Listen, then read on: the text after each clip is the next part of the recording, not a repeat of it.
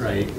So I'm Dr. Paul here, and we are just wrapping up our Chiropractic Patient Education Report of Findings workshop. And what we do is we train and teach chiropractors how to easily talk about patient care, get patients to stay for care, get them to easily pay for care. And is that not true what just happened? And we're with Dr. Dan. You've been in practice how long? 18 years. 18 years.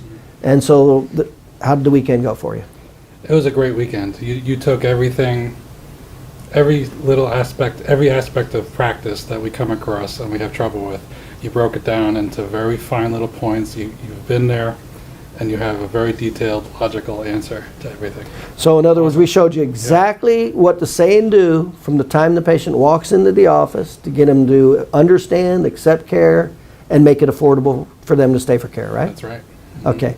What was probably your biggest takeaway, because we covered a lot of topics, didn't we?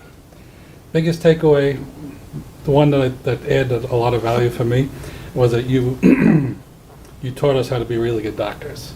You know, examining the patient, listening to them, and seeing exactly what they need, and then and then being a doctor and giving them medically what they need from a chiropractic point And of view. Yeah. the word we have for that is called active listening skills. Active listening, yeah. Listening skills. And we paid a lot of attention to what's called high sensitivity biomarkers, right? Yeah, very, very important. I Very never learned how to use those before Right. in a practical way. Right. Mhm. And so we made it easy for you to talk with the patients to understand their care, right? Yes, that was very key because we know so much stuff in our head and we try to explain it to them in something that where we would want to be explained, but it's hard to talk to a patient, and that's what We made it simple for you, didn't we? made it simple. So, Yeah. and it's easy for the patient to understand it too, isn't it? That's right. And how much do you feel like you're selling? Oh, it's not at all. Not Why? selling. Why do you feel like you're not selling when you do this, when you do this patient education? Because we examined, we observed, and we listened to the patient, and we're just giving them what they need.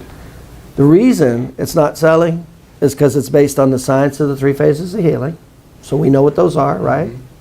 And it's based totally on the patient's test relative to the science of the 3 phases. That's what their therapeutic protocol and treatment is based on, right? That's right. That's not selling, is it? No, not at all. That's being a good doctor, isn't it? Mhm.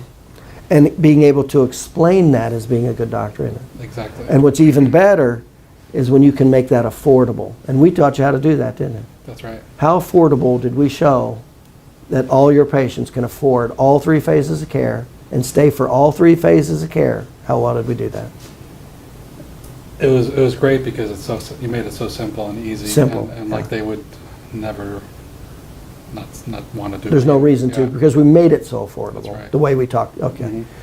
All right. I appreciate it. Thanks. Thank you.